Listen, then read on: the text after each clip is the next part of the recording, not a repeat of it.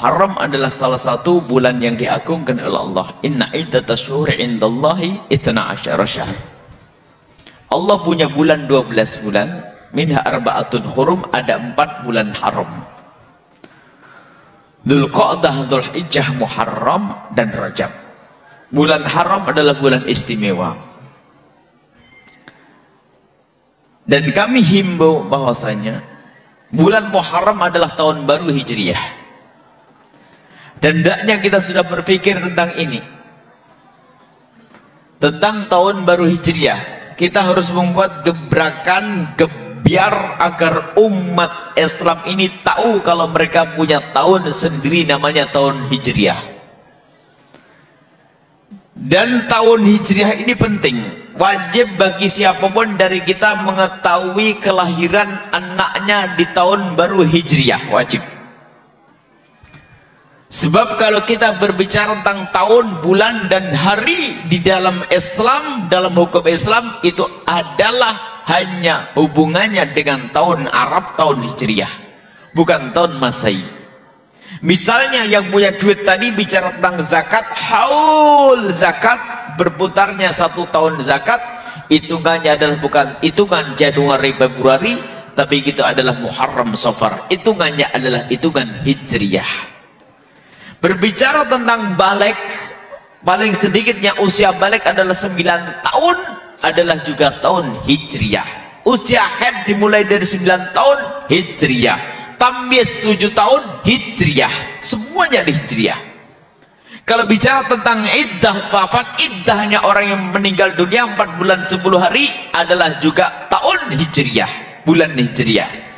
Jadi wajib kita mengetahui tahun Hijriah dan bulan Hijriah. Nah ini sekarang nih bagaimana keadaan kita ini? Jujur aja. Mungkin anak kita sudah pandai menghafal anak kita. Januari, Februari, Maret, April, Mei, Juni, Juli, Agustus bisa. Tapi giliran anak kita, giliran disuruh Safar, Muharram Safar, itu sudah tidak bisa menyebut semuanya. Itu anaknya, tidak tahu ibunya. Ibunya bisa ya. Lihat, ini harus. Dan para ulama terdahulu dimulai dari para sahabat Nabi, penetapan tahun baru Hijriah itu dari Sayyidina Umar bin Khattab. Diberi nama Hijriah ini apa? Agar sambung kepada Nabi Muhammad SAW. Padahal Nabi Muhammad hijrahnya bukan di tahun baru Hijriah. Karena tahun baru Hijriah itu ditetapkan oleh Sayyidina Umar bin Khattab setelah Rasulullah wafat. Tapi disebut dengan Hijriah ini agar kita sambung dengan Nabi Muhammad sallallahu alaihi wasallam. Kalau orang Jawa dulu, orang Jawa Sunda Jawa, pokoknya masyarakat kita itu bagaimana memahamkan tentang hal-hal tersebut kepada anak-anaknya, biarpun harus diterjemahkan dengan bahasa Jawa atau bahasa Sunda. Sunda tentu ada bahasanya khusus. Kalau Jawa, contoh yang Jawa Timuran yang hijrah ke sini, biasanya biarpun tidak dengan bahasa Arab, sebab bahasa Arab lidah Jawa kadang-kadang susah. Diterjemahkan dengan bahasa lokal, misalnya Muharram jadi Suro. Suro itu karena ada Asyuroknya tuh, Suro, Safar, Mulut, pada Mulut, Jumatil Awal, Jumatil Akhir, Rejab, Ruwah, Poso, Sawal, Selong, Besar, balik lagi Suro. Sundanya kumaha tuh? Nggak ingat juga nih. Sundanya nggak hafal, Arabnya juga hafal, pas sudah. Nah ini problem ini. Nah coba dari sisi ini harus. Kalau mengadakan ulang tahun Arabnya, karena ada kewajiban, ada hukumnya itu nanti. Kalau hadis Nabi buru aulatakum bisolatin inda sab'in, perintah ajari anakmu untuk melakukan sholat, menutup aurat, melakukan kewajiban di saat mereka umur 7 tahun, bukan 7 tahun Masehi, tapi 7 tahun Hijriah. Mau dites? Nggak enak kali tes nih. Takut lulus semuanya nih. Berapa tahun baru hijrahnya? Bisa nyebut saya lahir tahun 27 Januari tahun 78, paling gitu kan. Arabnya Arabnya nanti dulu melihat komputer, karena kan zaman komputer nih problem ini. Maka kita harus mulai sekarang harus merubah, kita harus biasakan tahun baru Hijriyah. Makanya kita buat gebiar merayakan tahun baru Hijriyah, harus kita. Dan jangan ikut-ikutan tahun baru Masehi. Kelihatannya hanya kita ini, umat Islam ini lemah. Umat Islam khususnya negeri kita ini, umat Islam yang paling suka ikut-ikutan. Kalau tahun baru Masehi rame, tahun baru Cina rame, ya enggak? Anehnya tahun baru Islam tidur. Tapi kalau orang-orang lain hebat, coba di Cina, mereka hanya merayakan tahun baru Cina, nggak pernah merayakan tahun baru Hijriyah. Di Amerika nggak ada, hanya kita ini tahun barunya orang diraya, kita ini loh, kita nggak usah nunjuk orang lain nih. Sekarang kita harus membuat perubahan. Tahun baru Masehi, no, tidak. Saya akan menghidupkan tahun baru Hijriyah dengan cara syar'i, bukan hura-hura, bukan dengan maulid, dengan hadroh dan sebagainya, dengan tausiah, beri nasihat.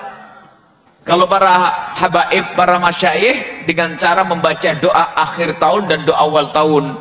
Jadi sebelum asar, habis asar sudah berbondong-bondong ke masjid untuk sholat maghrib berjamaah. Kemudian sebelum maghrib sudah baca doa awal akhir tahun, setelah maghrib baca doa awal tahun. Atau kadang dikumpulkan habis maghrib langsung doa awal tahun, doa akhir tahun, doa akhir tahun, doa awal tahun. Berzikir sampai dengar tausiah, sholat isya berjamaah pulang. Memulai tahun baru dengan beribadah. Bukan goyang pinggul, bukan joget, bukan. Ini adalah tradisi mulia dan harus kita buat. Jangan lupa Selasa depan, ayo buat apa kita. Makanya kami himbau para ustadz, tokoh, tidak usah ikut kami, mengadakan di kampungnya masing-masing yang syar'i. Khusus adik-adik putri nggak usah ikut-ikutan. Kalau ikut harus terhormat. Itu hanya kerjaannya kaum laki-laki yang membuat gebiar di tengah jalan, agar orang tahu kalau tahun ini adalah tahun Hijriah.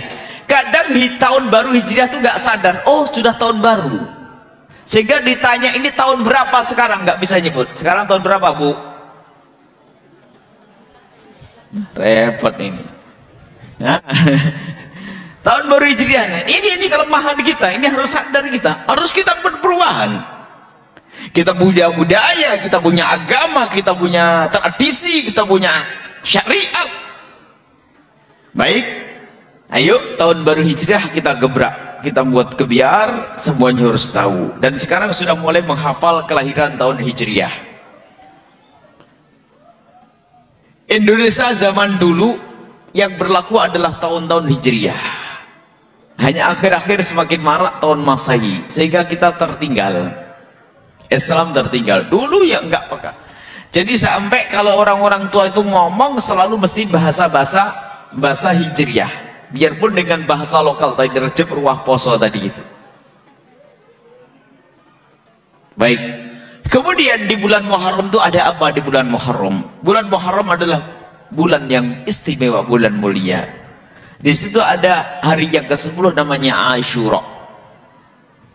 Asyura adalah hari yang ke-10 di bulan Muharram, disunahkan kita untuk berpuasa.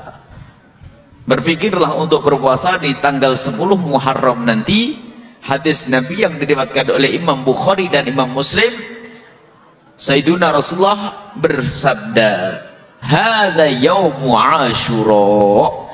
Hari ini adalah hari Asyura, hari tanggal 10 Muharram. Lam yaktubillahu alaikum siyamahu. Allah tidak mewajibkan kepada kalian untuk berpuasa.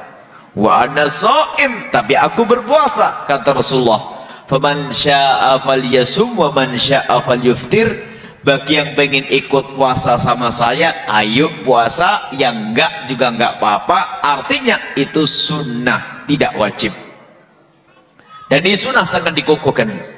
Dalam hadis yang diriwayatkan oleh Muslim tentang keutamaan puasa 10 Muharram, ahtasibu 'alallahi ayyukaffira sanata allati qablah, aku berharap kepada Allah, Allah mengampuni dosa kita yang lalu.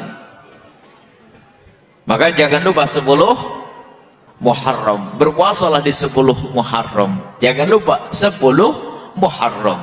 Tapi ini paling sedikit di bulan Muharram kita hidupkan 10 Muharram untuk berpuasa. Tapi mohon ditingkatkan lagi, sebab dari Sayyidina Abdullah bin Abbas, Sayyidina Abdullah bin Mas'ud bercerita, setelah Nabi SAW,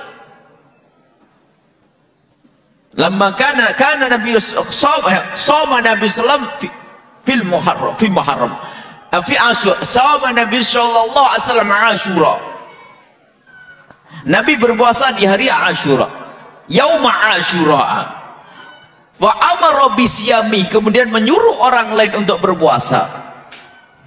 Jadi Nabi pernah, dari Sayyidina Abdullah bin Abbas, riwayat Imam Muslim juga, Nabi itu pernah diceritakan oleh Sayyidina Abdullah bin Abbas, Nabi pernah berpuasa di hari Asyura.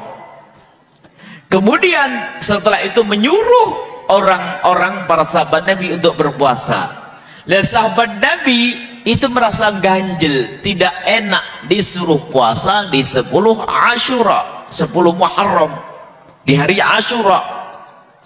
Kenapa? Para sahabat Nabi punya hujah, hujahnya iman. Ya Rasulullah, wahai Rasulullah, engkau menyuruh kami berpuasa di 10 Muharram, hari Asyura.